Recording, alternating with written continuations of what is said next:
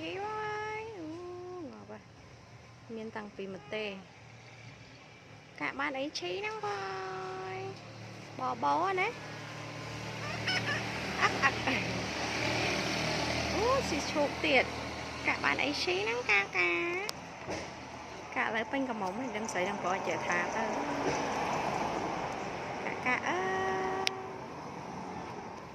cả nhâm ấy năng bơi ấy căn cả ấy căn cả ấy căn cả ấy căn cả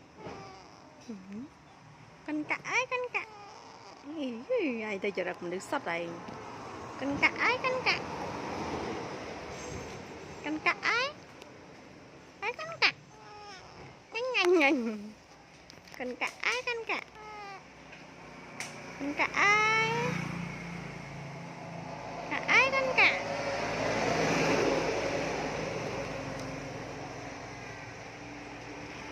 ấy căn cả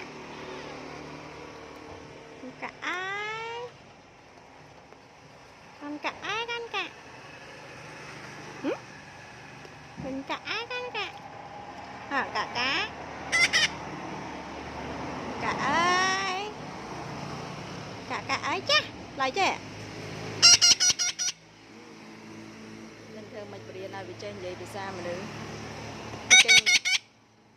trên nhà trăng hôn con cả ai căn cả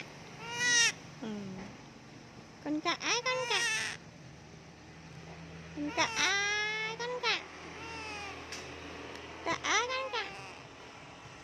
con cả ai con cả ai căn cả